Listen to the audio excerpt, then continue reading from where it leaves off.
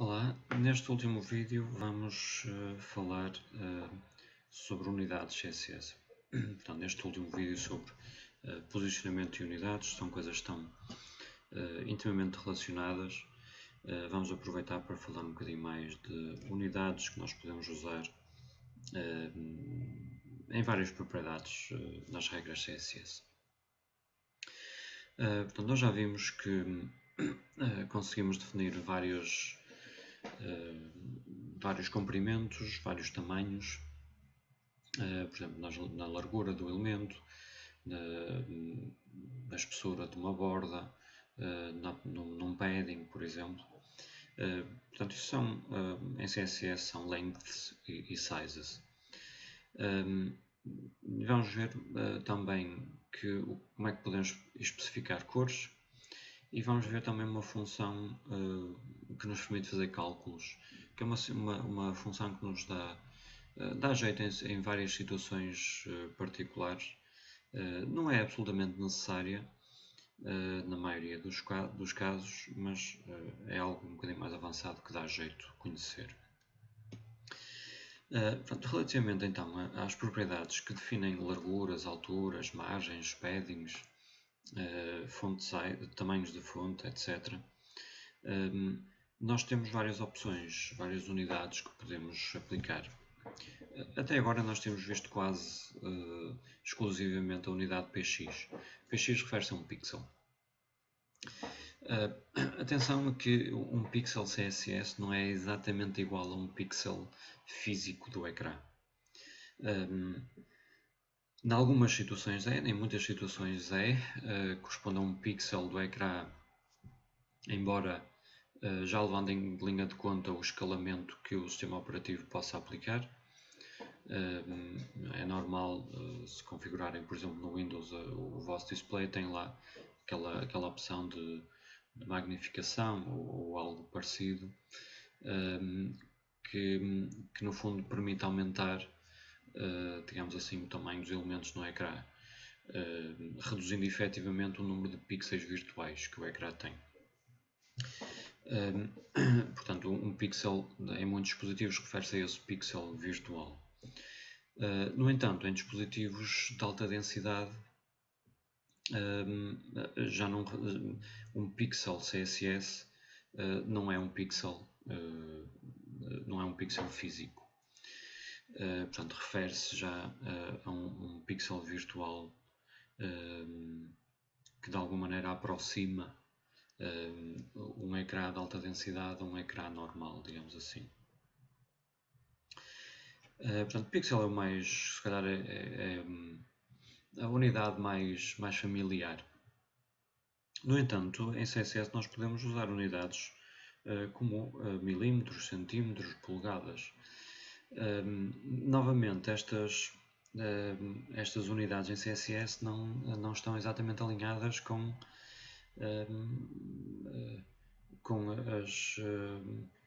as unidades análogas físicas, digamos assim. Um milímetro de CSS não corresponde exatamente a um milímetro. Portanto, é uma conversão, é uma aproximação. Exceto em alguns tipos de dispositivos, em que aí de facto existe essa igualdade entre o milímetro físico e o milímetro CSS. Apesar de nós podermos usar estas unidades, milímetros, centímetros, não é muito comum de as usarmos. Precisamente porque não há um mapeamento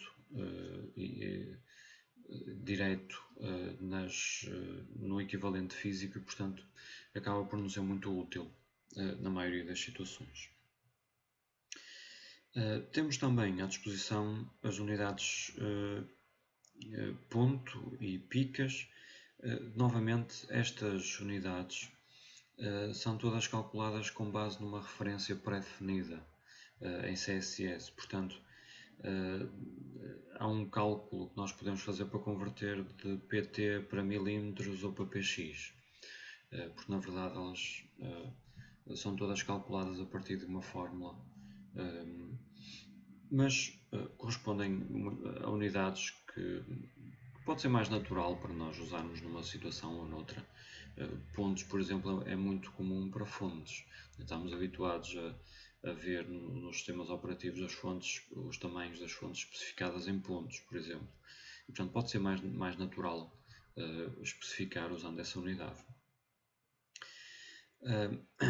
Aqui só para mostrar que, portanto, um exemplo que usa algumas destas unidades pouco habituais, neste caso como 1 centímetro. Aqui temos um exemplo só para mostrar que de facto 1 centímetro CSS não equivale a 1 centímetro físico. Aqui podem fazer o teste no vosso computador, não é? Que é abrir este exemplo e medir com uma régua e ver quanto é que esta barra azul de facto ocupa. E dificilmente irá ocupar 34,3 centímetros. E a altura provavelmente também não será 1 centímetro. Portanto, no meu caso, isto é menos, não é? O meu ecrã tem 34,3 cm de largura e esta barra não está a ocupar a largura toda. Mas, portanto, em alguns tipos de dispositivos, se estivéssemos a pensar na página, por exemplo, para impressora, para ser renderizada uma versão para ser impressa, poderia ser mais natural especificar as dimensões nesta unidade. É tudo uma questão de contexto e qual é o propósito das regras que nós estamos a criar. Existem também unidades que são relativas a uma referência. Portanto, são unidades relativas. Não é? Estas aqui são consideradas unidades absolutas, apesar de nós podermos, em qualquer uma delas, converter qualquer uma delas noutra, porque de facto existe uma referência interna, digamos assim, em CSS, mas são consideradas unidades absolutas.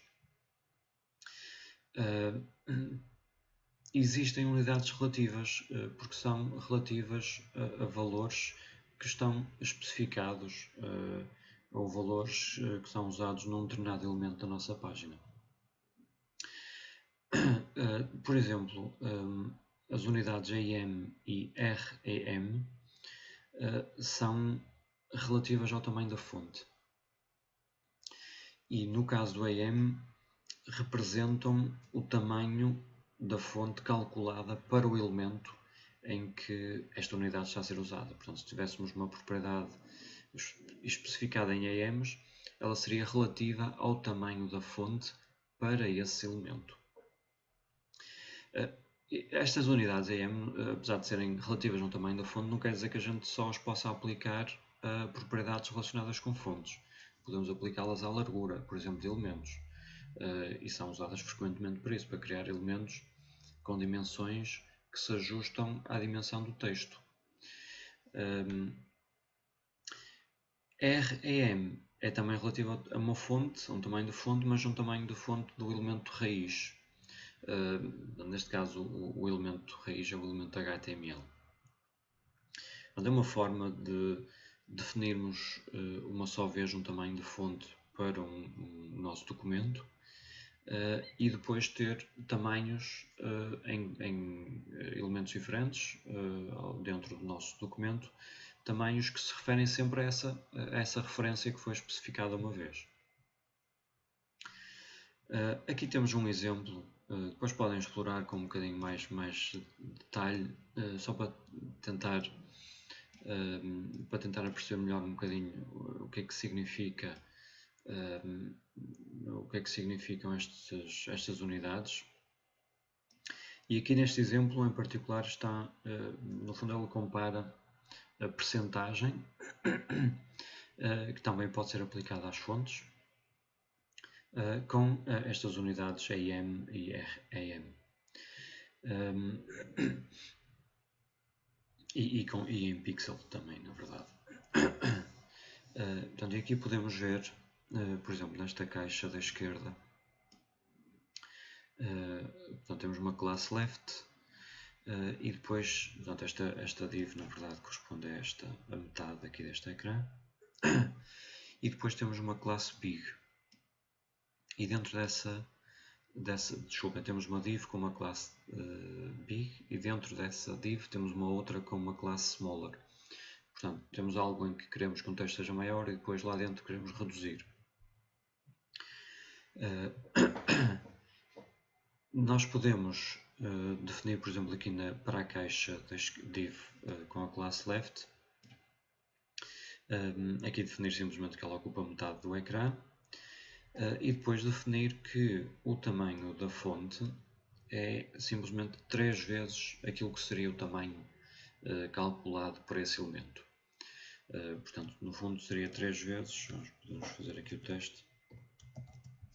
Se nós removermos esta regra, portanto o texto dentro do left teria naturalmente uma determinada dimensão.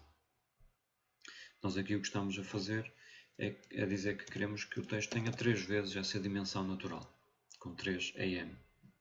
Reparem que estamos a aplicar um padding bottom de 1 am, ou seja, estamos a aplicar um padding no fundo da caixa que é igual ao tamanho da fonte. Portanto, isto permite-nos calcular caixas que respiram, digamos assim, de acordo com o texto, com o tamanho do texto, né? E não de acordo com uma dimensão absoluta que a gente queira definir. Portanto, isto é para a caixa é grande, para a caixa que está dentro do lado esquerdo, mas que tem a classe big.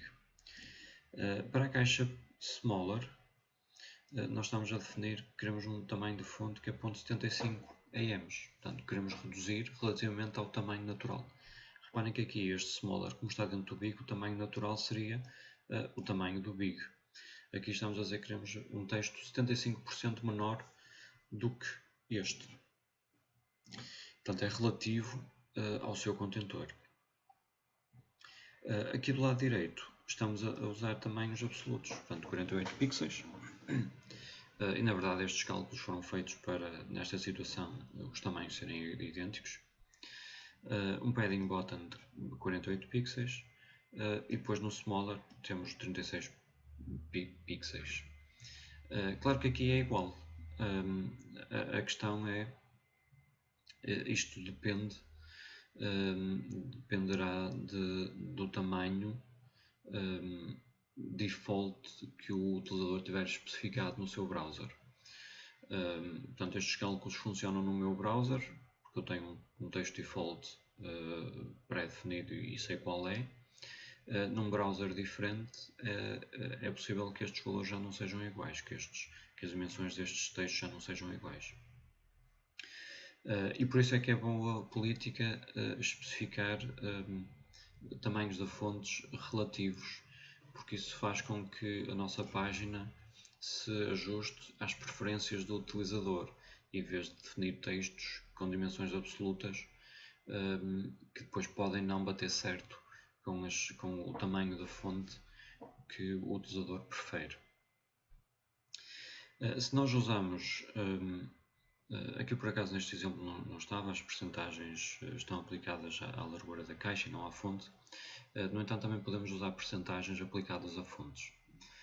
E o significado é muito parecido com AM, portanto é uma percentagem, no caso é uma percentagem do tamanho da fonte do pai, do elemento contentor, mas na verdade como o tamanho da fonte é herdado, em quase todas as situações é a mesma coisa. Aqui não estamos a aplicar o REM, mas poderíamos fazer isso definindo, por exemplo, uma fonte, um tamanho no nosso HTML, no elemento raiz. Temos outras unidades relativas, aqui já não aplicadas, já não relativas a texto, mas relativas à janela ou ao viewport, embora seja mais simples pensar em janela, dimensão da janela, embora não seja sempre assim, não seja sempre a janela ou o viewport, mas faz mais sentido, é mais fácil pelo menos. E muitas vezes está no jeito de especificar dimensões relativas à largura da janela ou à altura da janela. Podemos fazer isso com estas unidades VW, que é simplesmente uma contração de viewport width, e VH, ou Viewport Height. Estas unidades VW e VH referem-se a 1% da largura do viewport ou 1% da altura do viewport. De maneira que se eu disser que algo tem 100 VH de largura, tem exatamente a largura do ecrã, da janela do browser. E depois temos unidades Vmin e Vmax para situações muito específicas que são iguais à menor das duas. Portanto, se o ecrã estiver em landscape, a Vmin será igual a VH, porque a altura, se é landscape, modo paisagem, digamos assim, portanto a altura do ecrã é menor do que a sua largura. Se for o contrário, portanto um ecrã na vertical ou uma janela na vertical, a Vmin será a largura, será o VW.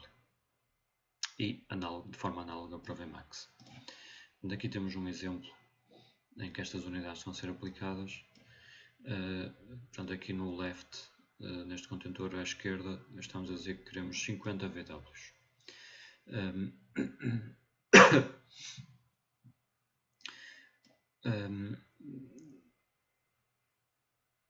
E aqui reparem que muitas vezes usar VW podia ser substituído por uma percentagem, embora frequentemente é mais preciso usar VW, é mais fácil fazer cálculos com VWs ou VHs, porque não temos que pensar nas margens e nos outros componentes da caixa que podem estar aqui a entrar ao barulho.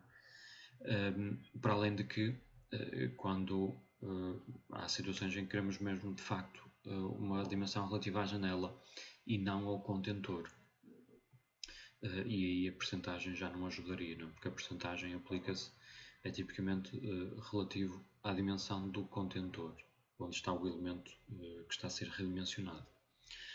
Portanto, aqui podemos ver, também podemos ver um efeito, neste caso, na verdade, vou abrir isto em modo debug. Podemos ver que este left container tem uma altura de 100 VH, portanto tem exatamente a altura da janela, e podemos ver que neste caso nós não vemos o fundo. Não vemos o fundo porque há aqui uma margem, ou um padding, na verdade no body, que come, digamos assim, algum espaço. Portanto, este contentor tem de facto uma altura que é igual à altura da janela do browser, mas como está posicionado um bocadinho abaixo, nós não vamos ver o seu fundo. Portanto, é sempre preciso cuidado com estas situações. Em particular, as alturas sofrem deste efeito, não é? Aqui também podemos ver, embora não seja uma coisa muito comum de se ver, na verdade pode ser algo muito interessante a explorar, que é usar estas unidades relativas ao viewport como tamanho de fonte. Portanto, isto faz com que a gente possa criar uma página cuja dimensão do texto depende da forma de orientação, da apresentação dessa página. Portanto, aqui podemos ver que este texto depende, neste caso, da largura da caixa, se ela estiver na vertical, ou dependerá da altura, se a caixa estiver na horizontal, se estiver deitada. Porque estamos a usar aqui um 4Vmin para o tamanho da fonte. Portanto, pode ser uma solução interessante a explorar para termos páginas cujo texto se adapta não só à dimensão, à largura da página, mas também à orientação.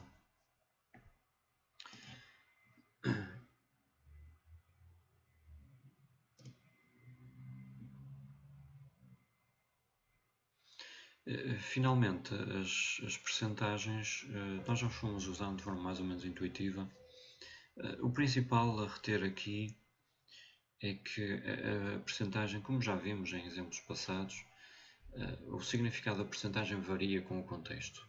Portanto, isso se calhar é a principal nota que eu queria deixar, porque é uma fonte frequente de confusão. Mas se nós soubermos que isto é uma coisa que depende do contexto, mais facilmente nos vamos lembrar de ir procurar a referência exatamente qual é a interpretação que devemos dar numa determinada situação, em vez de dependermos de algum tipo de intuição que frequentemente estará errada. Portanto, a percentagem depende, o significado depende da propriedade CSS e o significado depende também da propriedade CSS em que está a ser usada e, portanto, do contexto, digamos assim, de utilização. Em grande parte dos casos refere-se a uma dimensão da caixa, do elemento contentor. Mas às vezes refere-se à largura, muitas vezes, se estivermos a aplicar em propriedades que controlam de algum aspecto da largura, pode-se aplicar também à altura, mas nem sempre se aplica de forma intuitiva à largura ou à altura. Também se pode aplicar às fontes, e portanto nas fontes já não tem nada a ver com a dimensão da caixa que contém o elemento, refere-se à dimensão da fonte do contentor, da caixa que contém o elemento que está a ser trabalhado no momento. Portanto, o importante é confirmar na documentação se quisermos usar a percentagem em alguma situação um bocadinho mais particular, um bocadinho menos habitual. O mais habitual é coisas destas. E portanto aqui na largura em particular é mais ou menos intuitivo, portanto é 50% da largura do contentor, embora aqui seja sempre necessário ter atenção ao que é que significa a largura do contentor, não é? Como já vimos. E depois, claro, há situações em que simplesmente definir a altura não funciona e é preciso tentar depois perceber porque nessas situações em particular. Então, neste caso, porque há interações entre várias propriedades e nós temos que, de alguma maneira, ter atenção a isso, não é? Portanto, aqui a questão é qual é a altura do contentor. Porque a largura da página, neste caso, nós sabemos, portanto, isto é uma div que está aplicada diretamente no body, não é? A largura do body nós sabemos, é a largura da janela, mas qual é a altura do body? Não sabemos. A altura do body, do conteúdo da página, depende do próprio conteúdo. E portanto, nessas situações, estas percentagens não ajudam muito. Portanto, seria necessário que o contentor tivesse uma altura bem definida. E portanto, é preciso algum cuidado com com o uso das percentagens, em particular nas alturas, em dimensões, em propriedades que se referem à altura.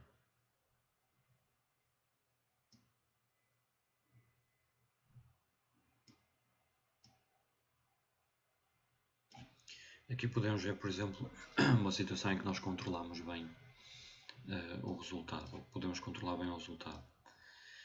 Portanto, aqui temos, vimos neste lado esquerdo, a altura não é uma coisa que a gente consiga calcular e, portanto, também não conseguimos calcular uma percentagem dessa altura. E, portanto, a caixa fica, na verdade, colapsada, não tem altura. Aqui o float left, na verdade, não era importante, eu retirei-o só para não causar confusão, mas podemos manter só para alinhar uma caixa à esquerda e a outra à direita da sua janela. Na div da direita nós temos uma situação um bocadinho diferente. Aqui o que é que fizemos? Definimos que a largura é 50%, na mesma, não é? Mas definimos uma altura de 200 pixels. Portanto, como isto é uma div, nós podemos dizer qual é a altura que queremos. E essa div tem lá dentro uma outra que tem uma classe subcontainer. E essa classe subcontainer tem, como tinha aqui a primeira, uma largura e uma altura de 50%. Reparem que agora aqui isto já funciona, portanto o subcontainer está aqui, não foi colapsado. Porquê que aqui funciona? Portanto, aqui funciona porque nós aqui conseguimos de facto calcular estas percentagens. Não é? Nós sabemos que 50% da largura do contentor da div right será 50% da largura do body, porque o seu contentor por sua vez tem 50% da largura do body, portanto 50% sobre 50% será 25% da largura do body. E o body tem uma largura que o browser consegue calcular, e a altura é 50% do seu contentor, portanto é 50% desta aqui. Então nós conseguimos, aqui conseguimos saber, e o browser também consegue saber exatamente qual é a altura. Portanto, nestas situações a percentagem funciona bem, né? Em situações em que nós temos contentores com dimensões bem definidas. Noutras situações como nesta aqui, a coisa já não funciona, porque a dimensão, neste caso a altura, depende de uma dimensão que não existe, que não está definida no seu contentor. Portanto, é preciso ter alguma atenção a estas situações que são causas frequentes de dificuldades.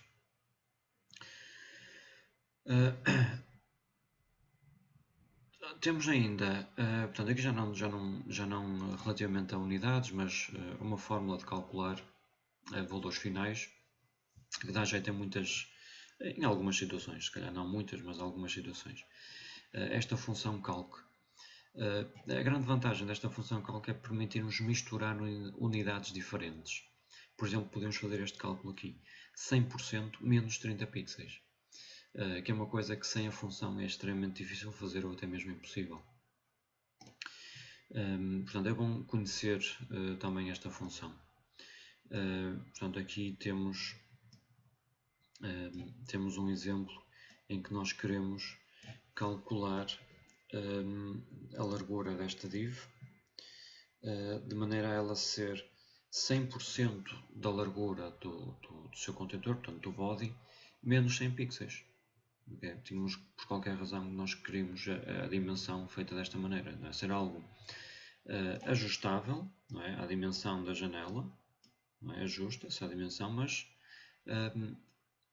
a borda que aqui está à volta, digamos assim, a borda não, neste caso não será exatamente a borda, mas a margem, o espaço entre a caixa e neste caso o resto do documento, o resto da janela, é sempre 100 pixels no total. Pronto, 50 pixels para cada lado. Nós conseguimos fazer isto com esta função calc. Aqui uma coisa importante é que o espaço à volta